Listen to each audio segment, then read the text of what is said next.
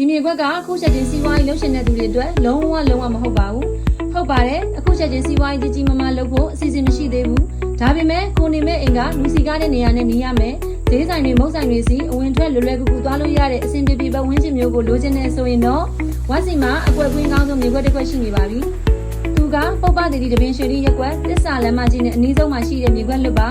မြေအကျဲ40-60ရှိပြီးလက်နဲ့ပြခင်းထားတာမို့ကားဝင်ထွက်ကတော့လုံးဝစိတ်ပူစရာမလိုအောင်အဆင်ပြေပါတယ်အခုချိန်မှာဒီနေရာကို3000ကျော်နဲ့ဝယ်ထားရုံနဲ့တင်အချိန်ကာလတစ်ခုကြာတဲ့အခါလူစီကားဆုံးဖြစ်လာမဲ့ future value ရှိလို့ high return investment တစ်ခုဖြစ်မှာသိကြပါတယ်ရှင်။ဘယ်နဲ့လက်ဝယ်ရှိပြီးပါဝါရမှာဖြစ်တယ်လို့ဝမ်အနေနဲ့ဒီကလူချင်းမျိုးတွေကိုအမြဲတမ်းရောင်းပေးလေးရှိတဲ့အတိုင်းအရှုပ်အရှင်း 100% ကင်းရှင်းကြောင်းအပြည့်အဝအမခံပါတယ်ရှင်။ဒီမြေခွက်ကအမှန်တကယ်ရင်းနှီးမြှုပ်နှံမှုရည်ရွယ်ထားပြီးဝယ်ယူဖို့ဆုံးဖြတ်ချက်ချနိုင်တဲ့မိတ်ဆွေများအတွက်အထူးသင့်လျော်တဲ့အခွင့်အရေးတစ်ခုပါ။ဒါကြောင့်ဝမ်အနေနဲ့လည်းမိတ်ဆွေတို့ရဲ့အချိန်နဲ့ကိုယ့်အချိန်ကိုတန်ဖိုးထားတဲ့အတွက်အမှန်တကယ်စိတ်ဝင်စားပြီးမြေပြင်ကွင်းဆင်းကြည့်ရှုဖို့အဆင်သင့်ဖြစ်သူများကိုသာအသေးစိတ်အချက်လက်နဲ့လိုအပ်သောဝန်ဆောင်မှုများကိုအကောင်းဆုံးပံ့ပိုးပေးချင်ပါတယ်ရှင်။မြေခွက်ကိုကိုယ်တိုင်လာရောက်ကြည့်ရှုဖို့ဝါစီကိုအခုပဲဆက်သွယ်လိုက်ပါရှင်။အချက်မြေကောင်းဆိုတာလူတိုင်းနဲ့ထိုက်တန်ပါတယ်။